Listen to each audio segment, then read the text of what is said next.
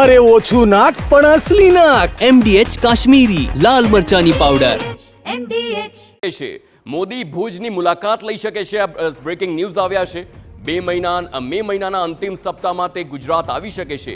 PM Modi ગઈકાલે આદમપુર એરબેઝની તેમણે મુલાકાત લીધી હતી. ઓપરેશન સિંદૂરની સફળતા બાદ સંરક્ષણ પ્રધાન પણ ગુજરાત આવવાના છે અને 16 અને 17 મેના રોજ રાજનાથસિંહ ભુજ એરબેઝ પર જશે. ભુજ એરબેઝ પર જવાનો સાથે તેઓ મુલાકાત કરશે. વેસ્ટર્ન એર કમાન્ડના વડા પણ આખી જે મુલાકાત દરમિયાન હાજર રહેશે.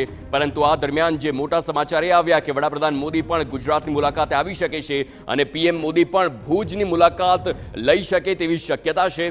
મે મહિનાના અંતિમ સપ્તાહની આ વાત છે જ્યારે પીએમ મોદી ગુજરાત આવે તેવી હાલ માહિતી મળી છે અને ત્યારબાદ પીએમ મોદી પણ ગઈકાલે આદમપુર એરબેઝની મુલાકાત લીધી હતી. તેવી રીતે ભુજ એરબેઝની મુલાકાત લે તેવી પણ શક્યતા છે.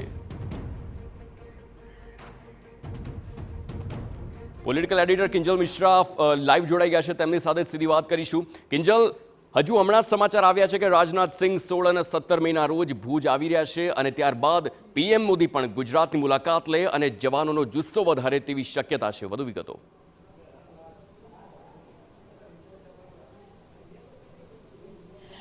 હાર્દિક, દેખો, પહેલગામની જે ઘટના થઈ અને ત્યારબાદ ઓપરેશન સિંદૂર હતું જેને ભારતીય સેના દ્વારા ખૂબ જ સફળતાથી પાર પાડવામાં આવ્યું. હાલાકી પાકિસ્તાન દ્વારા જે બે મહત્વના જે કહી શકાય કે જુઠ્ઠાણા હતા એ ફેલાવવામાં આવ્યા. તેની અંદર એક હતું આદમપુર એરબેઝમાં, ભારતીય એરબેઝની અંદર આદમપુર એરબેઝને મોટા પાયે નુકસાન કર્યું છે. પાકિસ્તાનનું બીજું જુઠ્ઠાણું હતું કે ભુજમાં પણ મોટા પાયે નુકસાન કર્યું છે. તો જે રીતે વડાપ્રધાને એક આખો પોલિટિકલ મેસેજ હતો આદમપુર જઈને આપ્યો હતો અને તેની સાથે જે સેનાના જે જવાનો હતા તેમનો ક્યાંક ક્યાંક ઉત્સાહ હતો એ વધારો હતો. જે રીતે આદમપુર મહત્વનું હતું તે જ રીતે ભુજ પણ મહત્વનું છે. ત્યારે જે સમાચાર મળી રહ્યા છે તે પ્રમાણે કેન્દ્રીય રક્ષામંત્રી રાજનાથસિંહ આ સપ્તાહમાં ગુજરાત આવી રહ્યા છે. શુક્રવાર અને શનિવાર એટલે કે 15 અને 16 તારીખે ગુજરાતની મુલાકાતે છે. શુક્રવારે મોડી રાત્રે તે ભુજ પહોંચશે અને ભુજથી ત્યારબાદના જે અલગ અલગ જ્યાં કહી શકાય કે જે સેનાના જવાનો છે તેની સાથે જ ભુજનો આખું જે ઇન્ડિયા પાકિસ્તાનનો જે આખો બોર્ડર એરિયા છે તેની જે મુલાકાત છે તે લેવાના છે. બનાસકાંઠાનો પણ તેમનો એક સંભવિત પ્રવાસ છે તે ગોઠવાઈ રહ્યો છે અને આ તમામની વચ્ચે સૌથી મહત્વની વાત કે ઓપરેશન સિંદૂર બાદ પહેલી વખતે વડાપ્રધાન ગુજરાતની મુલાકાતે આવી રહ્યા છે. જે કાર્યક્રમ ઘડાઈ રહ્યો છે તે પ્રમાણે મેના અંતિમ સપ્તાહમાં વડાપ્રધાન ગુજરાત આવી રહ્યા છે.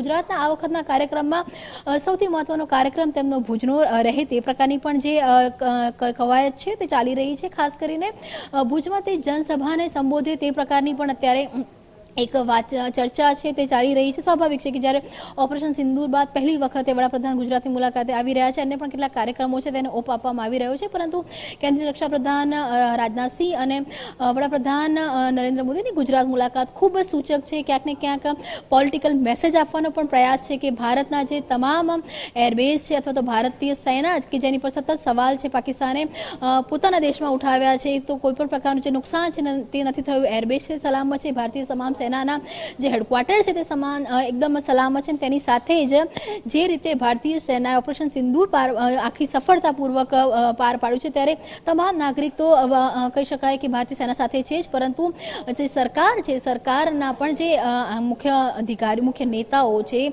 જે તમામ એ લોકો પણ સતત ભારતીય સેના સાથે છે અને આ એક મેસેજ આપવાનો પ્રયાસ વડાપ્રધાન કરી રહ્યા છે. એ જ કારણે આદમપુર બાદ હવે તેમની ગુજરાત મુલાકાત પણ ગોઠવાઈ રહી છે અને તેમની ગુજરાત મુલાકાત પહેલા કેન્દ્રીય રક્ષામંત્રી રાજનાથસિંહ ગુજરાત આવી રહ્યા છે. આભાર કિંજલ સમગ્ર માહિતી બદલ. તો ગુજરાત પીએમ મોદી આવશે તે પ્રકારના હાલ સમાચાર મળી રહ્યા છે અને કચ્છમાં ભુજમાં તેઓ જનસભાને સંબોધે કારણ કે જવાનોની સાથે લોકોનો આત્મવિશ્વાસ વધે અને સેના પ્રત્યેનો જે ભરોસો છે તે બમણો થઈ જાય તે પણ જરૂરી હોય ને તેના કારણે જ ભુજમાં સભા સંબોધે તેવી હાલ શક્યતા છે.